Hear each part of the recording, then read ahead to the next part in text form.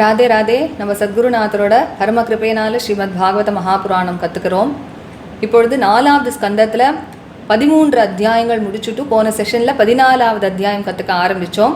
அந்த போன செஷனில் என்ன பார்த்தோம் அப்படின்னா, ரிஷிகள்லாம் அப்படி அங்க மகாராஜா காணாத போனதும் வேணனை ராஜாவாக ஆக்குறா.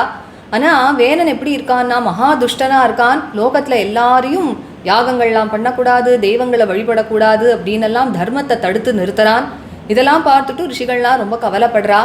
ஜனங்களுக்கு இதனால் பெரிய ஆபத்து வருமே அப்படிங்கிறதுனால கவலைப்பட்டு வேணனுக்கு எடுத்து சொல்லலாம், உபதேசம் பண்ணலாம் அப்படிங்கிறதுனால வேணனை கூட்டு ஹிதமாக உபதேசங்கள்லாம் பண்ணுறா. அப்படி உபதேசங்கள்லாம் பண்ணினதுக்கு அப்புறமா வேணன் என்ன பதில் சொல்கிறான் அப்படிங்கிறத அதற்கு மேலே இந்த அத்தியாயத்தில் தொடர்ந்து சொல்லிகிட்டே வரார்.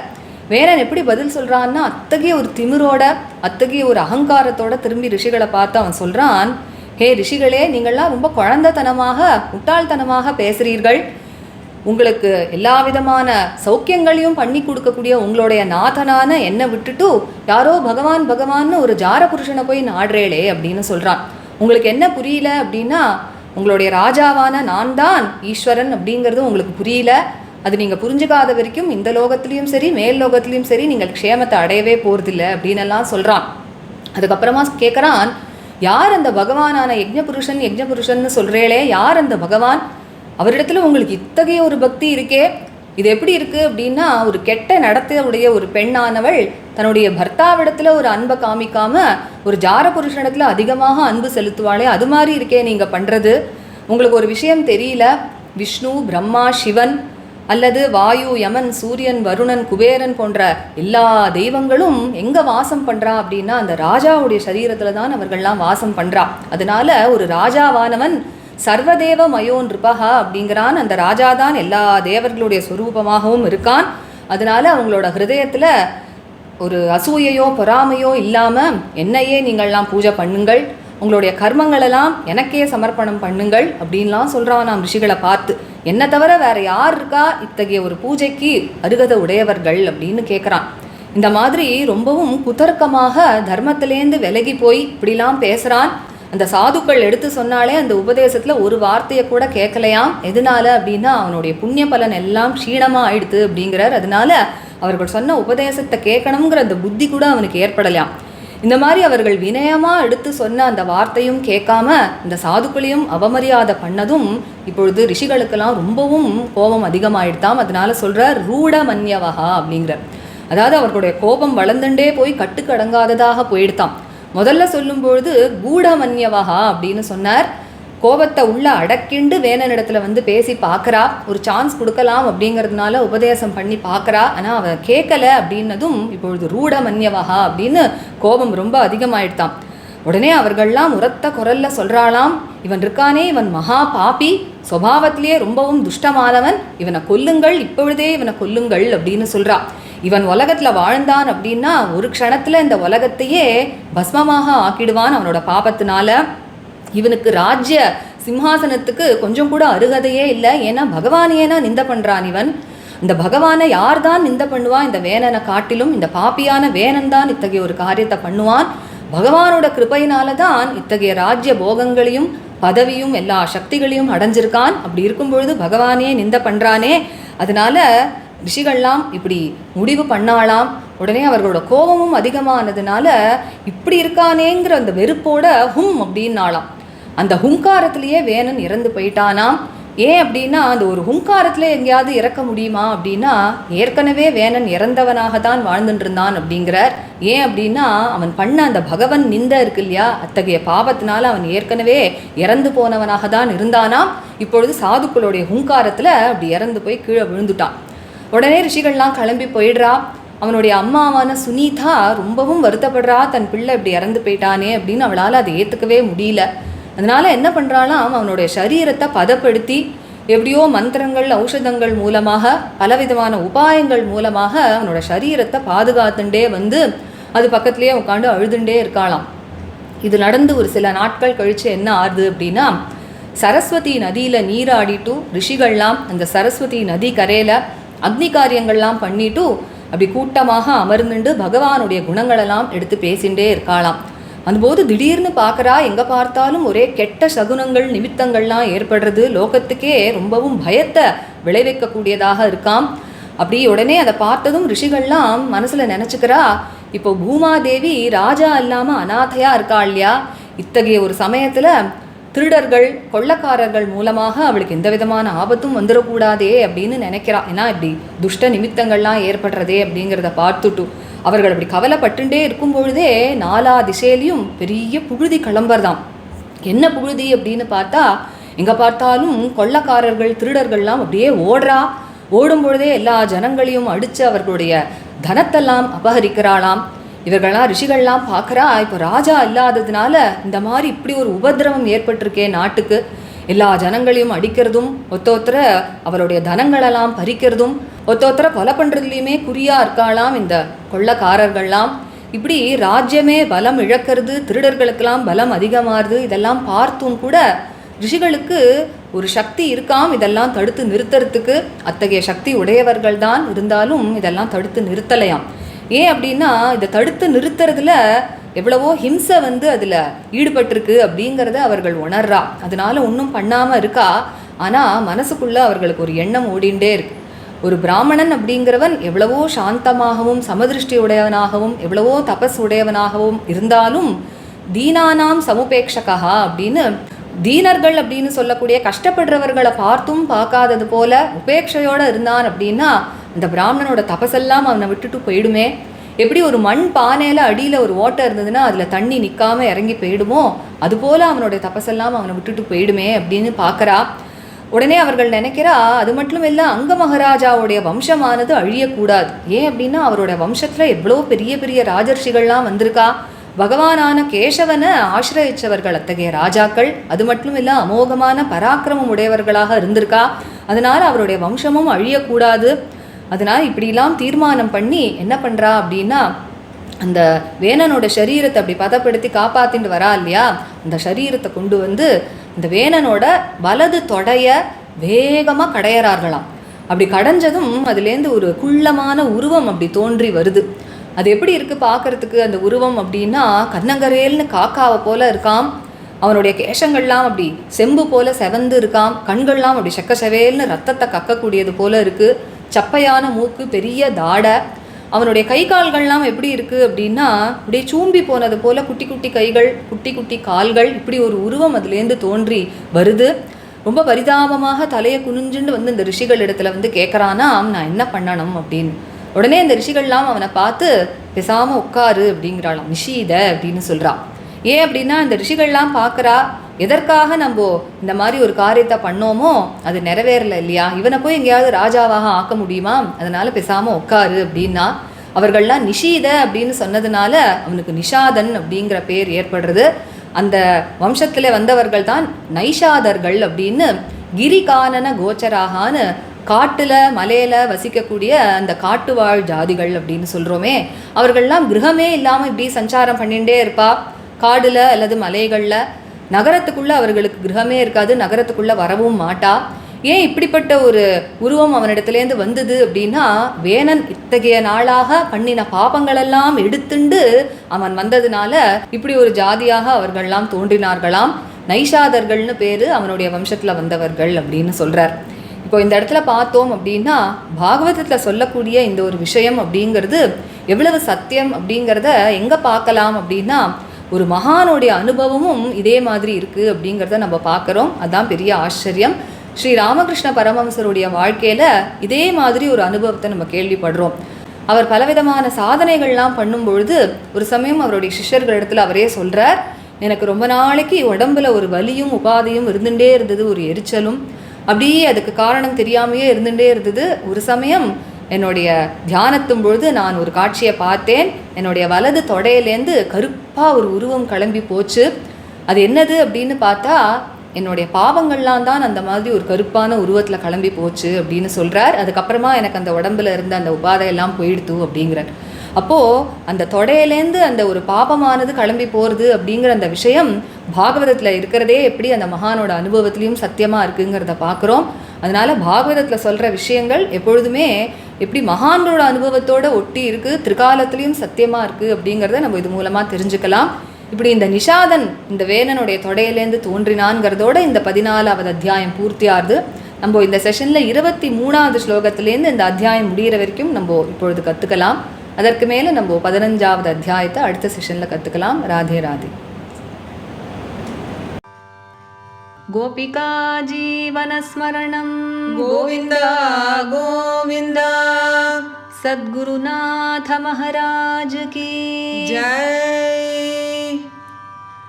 கலயே சுந்தராகாரம் சதைக பிரியதர்சனம் அஜ்ஞானநாசகம் தேவம் சத்குரும் முரளீதரம் முரளீமண்டிதகரகமலம் முனிஜனமோகனம் व्यत्यस्तपादं वनमालाधारिणं प्रेमभक्तमण्डलनित्यकीर्तितं श्रीप्रेमिकवरदम् आश्रयेऽहम्. जन्माद्यस्य यतोऽन्वयादितरतश्चार्थेष्वभिज्ञस्वराट् तेने ब्रह्महृदायादिकवये मुह्यन्ति यत्सूरयः. तेजो वारिमृदां यथा विनिमयो यत्र त्रिसर्गो मृषा धाम्ना स्वेन सदा निरस्तकुहकं सत्यं परं धीमहि.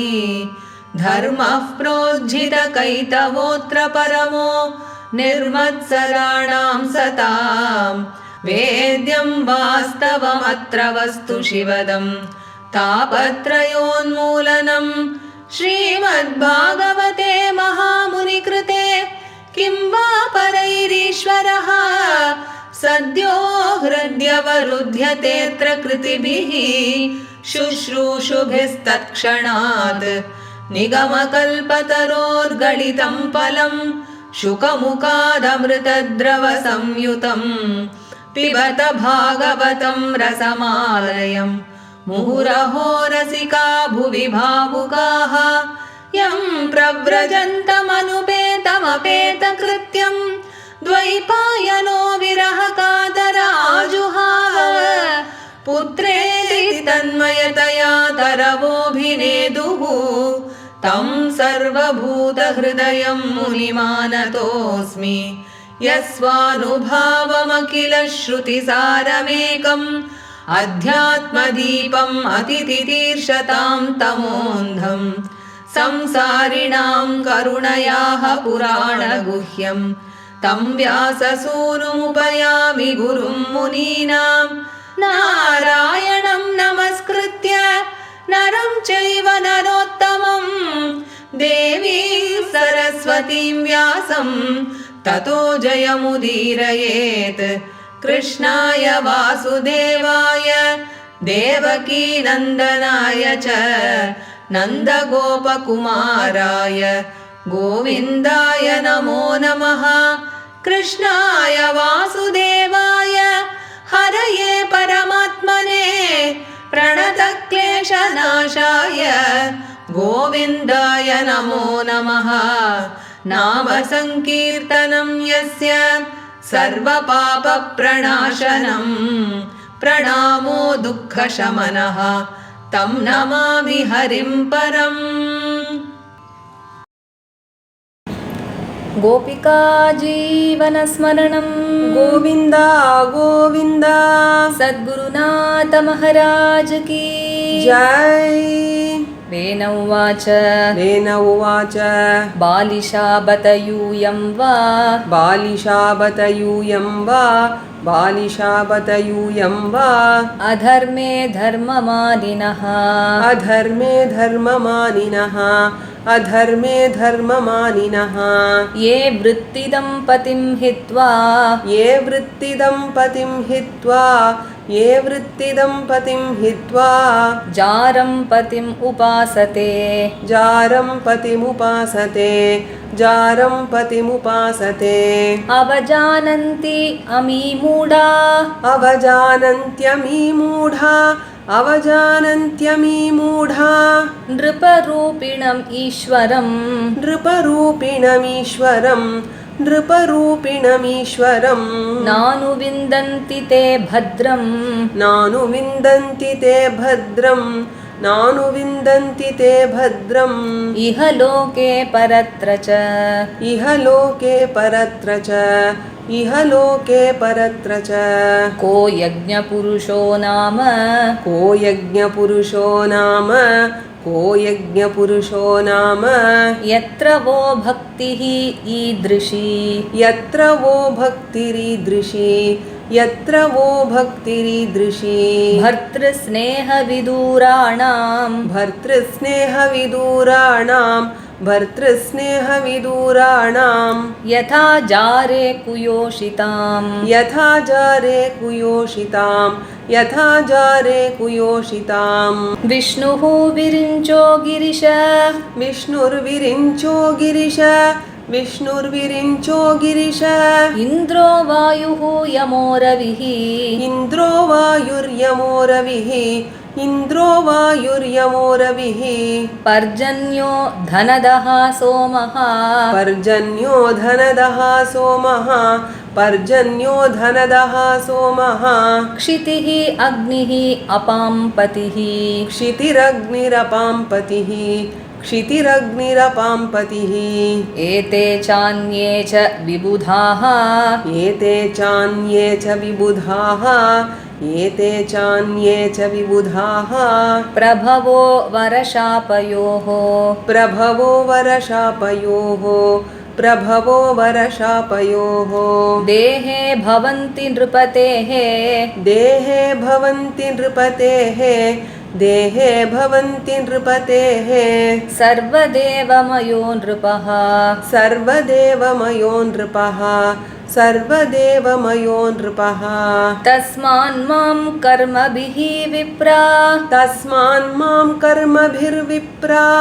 तस्मान्मां कर्मभिर्विप्रा यजध्वं गतमत्सराः यजध्वं गतमत्सराः यजध्वं गतमत्सराः बलिं च मह्यं हरत बलिं च मह्यं हरत बलिं च मह्यं हरत मत्तोऽन्यः कोऽघ्रभुक् पुमान् मत्तोऽन्यः कोऽग्रभुक् पुमान् मत्तोऽन्यः कोऽग्रभुक् पुमान् मैत्रेय उवाच मैत्रेय उवाच इत्थं विपर्ययमतिः इत्थं विपर्ययमतिः इत्थं विपर्ययमतिः पापीयान् उत्पथं गतः पापीयानुत्पथं गतः पापीयानुत्पथं गतः अनुनीयमानः तद्याज्ञाम् अनुनीयमानः तद्याज्ञाम् अनुनीयमानस्तद्याज्ञाम् न चक्रे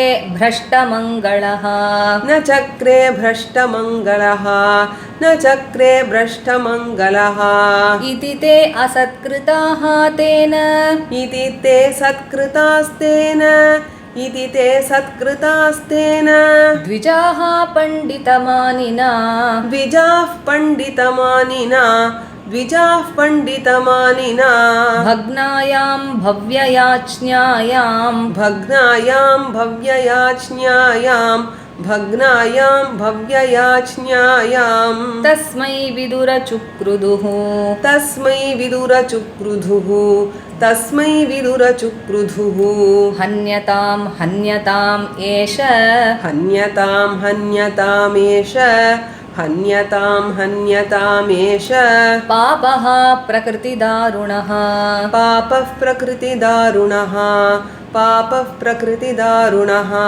जीवन् जगद् असौ आशु जीवन् जगदसावाशु जीवन् जगदसावाशु कुरुते भस्मसात् ध्रुवम् कुरुते भस्मसात् ध्रुवम् कुरुते भस्मसात् ध्रुवम् नायम् अर्हति असद्वृत्तो नायमर्हत्य सद्वृत्तो नायमर्हत्य सद्वृत्तो नरदेव वरासनम् नरदेव वरासनम् नरदेववरासनं यो अधियज्ञपतिं विष्णुं योधियज्ञपतिं विष्णुं विनिन्दति अनपत्रपः विनिन्दत्यनपत्रपः को वैनं परिचक्षीत को वैनं परिचक्षीत वेनम् एकं ऋते अशुभम् वेनमेकं ऋते शुभम् प्राप्त ईदृशम् ऐश्वर्यम्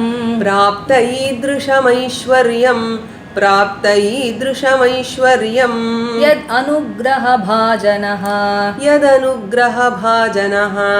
यदनुग्रहभाजनः इत्थं व्यवसिता हन्तुं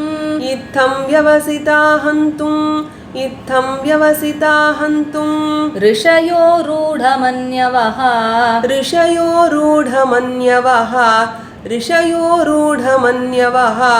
निजग्नुः हुङ्कृतैः निजघ्नुर्हुङ्कृतैर्वेनं हतम् हतमच्युतनिन्दया ऋषिभिः स्वाश्रमपदं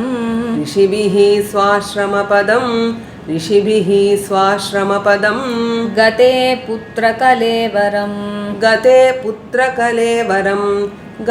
पुत्रकलेवरं सुनीता पालयामास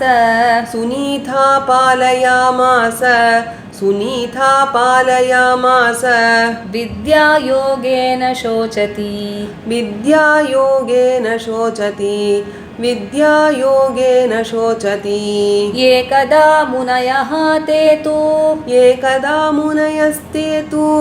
एकदा मुनयस्ते तु सरस्वत्सलिलाप्लुताः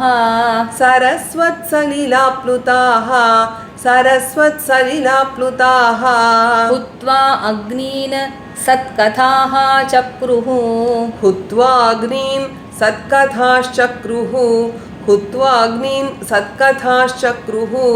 उपविष्टाः सरित्तटे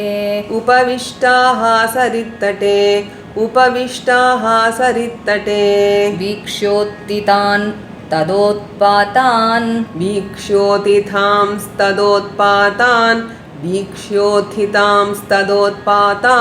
वीक्ष्य उत्थितान् तदा उत्पातान् आहुः लोकभयङ्करान्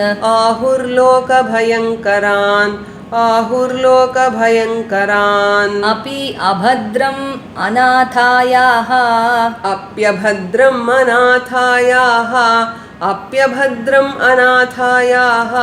दस्युभ्यो न भवेद्भुवः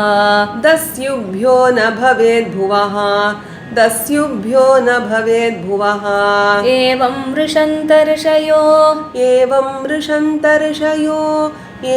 वृषन्तर्षयो धावतां सर्वतो दिशं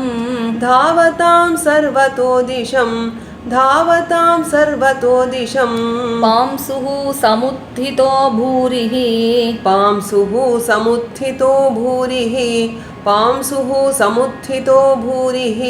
चोराणाम् अभिलुम्पताम्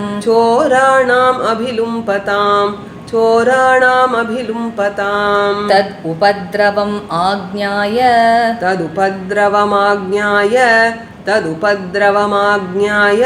लोकस्य वसुलुम्पताम्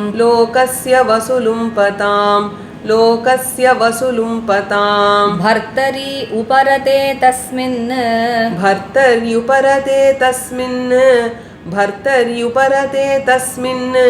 अन्योन्यं च जिघांसताम्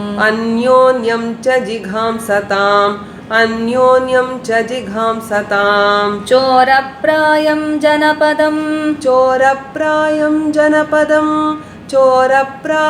जनपदं हीनसत्त्वम् अराजकम्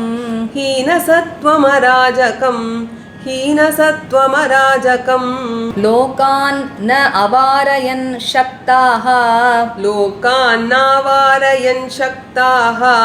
लोकान्नावारयन् शक्ताः अपि तद्दोषदर्शिनः अपि तद्दोषदर्शिनः अपि तद्दोषदर्शिनः ब्राह्मणः समदृक्षान्तो ब्राह्मणः समदृक्षान्तो ब्राह्मणः समदृक्षान्तो दीनानां समुपेक्षकः दीनानां समुपेक्षकः दीनानां समुपेक्षकः स्रवते ब्रह्म तस्यापि स्रवते ब्रह्म तस्यापि स्रवते ब्रह्म तस्यापि भिन्नभाण्डात् पयो यथा भिन्नभाण्डात् पयो यथा भिन्नभाण्डात् पयो यथा नाङ्गस्य वंशो राजर्षेः नाङ्गस्य वंशो राजर्षेः नाङ्गस्य वंशो राजर्षेः एष संस्थातुम् अर्हति एष संस्थातुमर्हति एष संस्थातुमर्हति अमोघवीर्या हि नृपाः अमोघवीर्या हि नृपाः अमोघवीर्या हि नृपाः वंशेऽस्मिन् केशवाश्रयाः वंशेऽस्मिन् केशवाश्रयाः वंशेऽस्मिन् केशवाश्रयाः विनिश्चित्य एवं ऋषयो विनिश्चित्यैवं ऋषयो विनिश्चित्यैवं ऋषयो विपन्नस्य महीपतेः विपन्नस्य महीपतेः विपन्नस्य महीपतेः ममन्तुः ऊरुं तरसा ममन्थुरूरुं तरसा ममन्थुरूरुं तरसा तत्रासीत् बाहुको नरः तत्रासीत् बाहुको नरः तत्रासीत् बाहुको नरः काककृष्णो अतिह्रस्वाङ्गो काककृष्णोऽतिह्रस्वाङ्गो काककृष्णोऽतिह्रस्वाङ्गो ह्रस्वबाहुः महाहनुः ह्रस्वबाहुर्महाहनुः ह्रस्वबाहुर्महाहनुः ह्रस्वपान् निम्ननासाग्रो ह्रस्वपान्निम्ननासाग्रो ह्रस्वपान्निम्ननासाग्रो रक्ताक्षः ताम्रमूर्धजः रक्ताक्षस्ताम्रमूर्धजः रक्ताक्षस्ताम्रमूर्धजः तं तु ते अवनतं दीनं तं तु ते अवनतं दीनं तं तु ते अवनतं दीनं किं करोमीति वादिनं किं करोमीति वादिनं किं करोमीति वादिनं निषीद इति अब्रुवन् तात निषीदेत्यब्रुवंस्तात निषीदेत्यब्रुवंस्तात स निषादः ततोऽभवत् स निषादस्ततोऽभवत् स निषादस्ततोऽभवत् तस्य वंश्यास्तु नैषादा तस्य वंश्यास्तु नैषादा तस्य वंश्यास्तु नैषादा गिरिकाननगोचराः गिरिकाननगोचराः गिरिकाननगोचराः येन हरत् जायमानो येनाहरज्जायमानो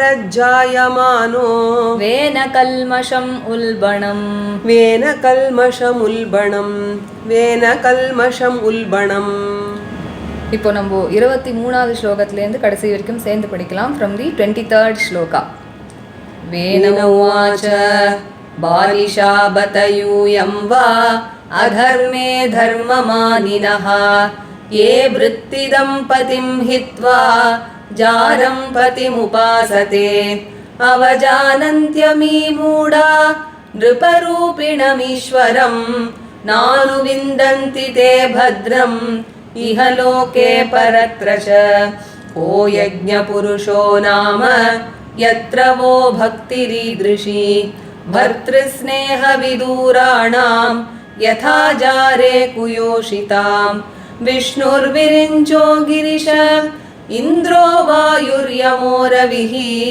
पर्जन्यो धनधः सोमः क्षितिरग्निरपां पतिः एते चान्ये च विबुधाः प्रभवो वरशापयोः देहे भवन्ति नृपतेः सर्वदेवमयो नृपः तस्मान् मां कर्मभिर्विप्रा यजध्वं गतमत्सराः बलिं च मह्यं हरत मत्तोऽन्यः कोऽग्रभुक् पुमान्। मैत्रेय उवाच इत्थं विपर्ययमतिः पापीयानुत्पतं गतः अनुनीयमानः तद्यास्यां न चक्रे भ्रष्टमङ्गलः। इति ते सत्कृतास्तेन द्विजाः पण्डितमानिना भग्नायां भव्ययाज्ञायां तस्मै विदुरचुक्रुधुः। हन्यतां हन्यतामेष पापः प्रकृतिदारुणः जीवन् जगदसावाशु कुरुते भस्मसाद्ध्रुवम्। नायमर्हत्य सद्वृत्तो नरदेववरासनम् योधि यज्ञपतिं विष्णुं विनिन्दत्यनपत्रपः। को वैनं परिचक्षीत वेनमेकं हृदे शुभं प्राप्त ईदृशमैश्वर्यं यदनुग्रहभाजनः। इत्थं व्यवसिता हन्तुं ऋषयो रूढमन्यवः निजघ्नुर्हुङ्कृतैर्वेनं हतम् अच्युतनिन्दया। ऋषिभिः स्वाश्रमपदं गते पुत्रकलेवरं सुनीधा पालयामास विद्यायोगेन शोचति। एकदा मुनयस्ते तु सरस्वत्सलिलाप्लुताः हुत्वाग्नीन् सत्कटाश्चक्रुः उपविष्टाः सरित्तटे। वीक्ष्योतिथांस्तदोत्पातान् आहुर्लोकभयङ्करान् अप्यभद्रम् अनाथायाः दस्युभ्यो न भवेद्भुवः। एवं मृषन्त ऋषयो धावतां सर्वतो दिशं पांसुः समुत्थितो भूरिः चोराणाम् अभिलुम्पताम्। तदुपद्रवमाज्ञाय लोकस्य वसुलुम्पताम् भर्तर्युपरते तस्मिन् अन्योन्यं च जिघांसताम्। चोरप्रायं जनपदं हीनसत्त्वम् अराजकं लोकान्नावारयन् शक्ता अपि तद्दोषदर्शिनः। ब्राह्मणः समदृक्षान्तो दीनानां समुपेक्षकः स्रवते ब्रह्म तस्यापि भिन्नभाण्डात्पयो यथा। नाङ्गस्य वंशो राजर्षेः एष संस्थातुमर्हति अमोघवीर्या हि नृपाः वंशेऽस्मिन् केशवाश्रयाः। विनिश्चित्यैवं ऋषयो विपन्नस्य महीपतेः ममन्थुरूरुं तरसा तत्रासीद् बाहुको नरः। काककृष्णोति ह्रस्वाङ्गो ह्रस्वबाहुर्महाहनुः ह्रस्वपान्निम्ननासाग्रो रक्ताक्षस्ताम्रमूर्धजः। तं तु ते वनतं दीनं किं करोमीति वादिनं निषीदेत्यब्रुवंस्तात स निषादस्ततोऽभवत्। तस्य वंशास्तु नैषादा गिरिकाननगोचराः येनाहरज्जायमानो वेन कल्मषमुल्बणम्। श्रीहरये नमः श्रीहरये नमः श्रीहरये नमः। गोपिका जीवनस्मरणं गोविन्द गोविन्द। சத்குருநாத மகாராஜ் கி ஜெய். இந்த செஷனும் நம்ம படித்த ராகம் செஞ்சுருட்டி. நம்ம அடுத்த செஷனில் 15வது அத்தியாயம் கற்றுக்கலாம். Radhe Radhe. Radhe Radhe. By the grace of our Guru Maharaj, we are learning Srimad Bhagavatam Mahapurana. And now in the 4th skanda, we learned 13 chapters. And in the previous session, we started learning the 14th chapter. In the previous session, we saw that all the sages, they made Vena the king after King Anga disappeared. But soon the rishis noticed the evil ways of Vena, how he was stopping all the people from doing all religious activities. And so the rishis became very worried about the welfare of the people. And so they decided to call Vena and advise him in a calm manner. And they wanted to give him a chance to correct himself. So we saw how they gave an advice to Vena. So further in this 14th chapter, Maitreya Maharishi says what Vena replied to them. Vena was so arrogant that he saw the rishis and replied back. He said, "O foolish ones, O sages, you are all speaking in a very childish manner. You are all considering adharma to be dharma because you are ignoring your own Lord, who is the king who is providing you all nourishment, and you are resorting to some paramour, naming him to be Bhagavan. So fools like you fail to realize that the king himself is the supreme God, and so you will not attain any welfare in this world or the other world also," he says. And who is that Yajna Purusha or Bhagavan towards whom you are having so much of devotion? Like how a corrupt woman doesn't have any love for her husband, but she has excessive love for her paramour. And you fail to know that all the gods like Vishnu, Brahma, Shiva, Indra, Vayu, Yama, Soma, Agni, Varuna, they all reside only in the body of the king. So the king is the embodiment of all the gods. He says, Sarvadeva Mayon Ripaha. And so what you must do is give up all jealousy and worship me and offer all your karmas to me, offer all your tributes to me. And in this manner, Vena was talking in a very perverted manner. He had crossed all limits of dharma and he didn't listen to even one word of what the sages told him, because here Maitreya Maharishi says all his punyas or merits had got diminished, and so he didn't have the intellect to even listen to their words. And when the humble advice of the sages was turned down in this manner by Vena, and he also insulted the sages got very angry. He says, Rudha Manyavaha. Their anger grew without bounds.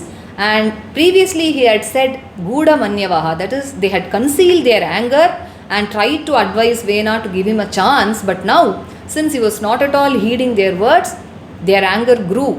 And so he says Rudha Manyavaha. And so all the rishis, they now exclaimed loudly. They said, he is such a sinner and cruel by nature, so kill him right now. Because even if he lives in this world, he will bring the entire world to ashes in 1 second. And he doesn't deserve the royal throne also, because he is censuring Bhagavan himself. Who else in this world other than this wicked Vena will censure Bhagavan? Because it is by the grace of Bhagavan that he has got all these kingly comforts and all the superhuman powers and all that. And still he is censuring Bhagavan. So their anger now grew beyond limits, and so they expressed their extreme disgust through a hunkara, that is by the sound hum. And this hunkara itself killed Vena. So we might wonder how a person can be killed by a mere hunkara. So Maitreya Maharishi says Vena had already been killed by his sin of censuring Bhagavan. So now this was just a vyaja. And so by the hunkara of the sages, Vena was killed, and now all the sages left that place. Now Sunita was extremely sad that her son had been killed, and she could not accept that fact at all. So what she did was, she preserved the body of Vena through various means like mantras, through aushadas, that is medicines, and other means. And she always grieved over his death, sitting beside his body. Soon after this, one day what happened? All the rishis, they took a holy dip in the river Saraswati, and they were seated on the banks of river Saraswati after having poured oblations in the fire, and now they were discoursing about the glories of Bhagavan. Suddenly, they saw many evil portents all over, which were creating great fear to the entire world. So the sages were very worried. They thought, this is the time when Bhuma Devi is anatha, that is, she doesn't have a lord. Her master, the king, is dead. And so they were worried about her safety. And even as they were thinking like this, suddenly they saw that a huge mass of dust was rising from all directions. And when they saw what was the reason for that, robbers and dacoits, they were all running here and there all over the place. And even as they ran, they were looting all the people of their wealth, and they were trying to kill each other. And the sages observed all this, how the absence of the king has brought such a great trouble to Bhuma Devi. But still, though the sages noticed all this, and they were also powerful enough to stop all this, they did not do that, because they realized that there was a lot of violence involved in doing that, in stopping all this. So the sages did not stop that, but still there was a thought process within themselves. They thought, though a Brahmin might be very calm, very serene, has an equal vision and has lot of penance, but still if he ignores the ones who are suffering, Deenanam Samupekshakaha, If he does that, then all his penance and all his spiritual energy gets drained. Like how if a mud pot has a hole at the bottom, if we store water in that pot, all the water gets drained away, isn't it? So they all thought about all this, and they also thought that the lineage of King Anga must not become extinct, because all the kings who have come in that lineage were all so powerful, and not only that, they were all resorting to Lord Keshava. So they were all great devotees of Bhagavan. So his Vamsha also must not become extinct. So bearing all this in mind, what the sages did was, Vena's body was being preserved, isn't it? So they brought that body and they started churning his right thigh with great force. And as soon as they churned the thigh of Vena, suddenly a dwarfish form emerged from that thigh. And this form was looking very, very black in color, like a crow. He had very small limbs. He had small hands, small feet and all that. And his jaws were very large. He had a flat nose. His hair was coppery and his eyes were bloodshot. And he was looking very meek, and with head bent very low, he came to the sages and said, "What should I do now?" Immediately the sages looked at him and said, "Just sit down." They said, "Nishida." Because the sages thought the purpose for which we churned Vena's thigh has not been fulfilled now, because we cannot make such a person a king, isn't it? So they just said, "Sit down." And so they said Nishida, and that is why he came to be known as the Nishada. That is, the Nishadas are those who are Giri Kanana Gocharaha. They keep living in the hilly regions and also the forest regions. They do not have any permanent house. They are just nomads. They don't enter the city. They keep wandering about in the hills and the forests. And he has come taking all the sins of Vena, all the sins that he had been doing all these days. And that is why such a class of people have emerged from him. And so here, if we just notice, this matter that has been told in Bhagavata has also been observed in the Anubhava of a great Mahan. Sri Ramakrishna Paramahamsa, he used to do lot of sadhanas, and he used to tell his disciples that once what happened was, he had a great pain and a burning sensation in his body for a long time, and he did not know the reason. But one day when he was meditating, he saw a black form emerge from his right thigh and go away from him. And after that, all this pain and burning sensation had left him. And so he told his disciples, I later realized that the black form that left from my right thigh was all the sins from my body. And so when all the sins left my body, I was relieved of all that pain, he says. So we can see here that how whatever has been told in Bhagavata is also in the Anubhava of the Mahans, the great Mahans. And it also holds good for the past, present and future. And so with this ends the 14th chapter of the 4th skanda. So today's session we learned from the 23rd shloka till the end of this chapter. So let us meet in the next session when we learn the 15th chapter. Radhe Radhe.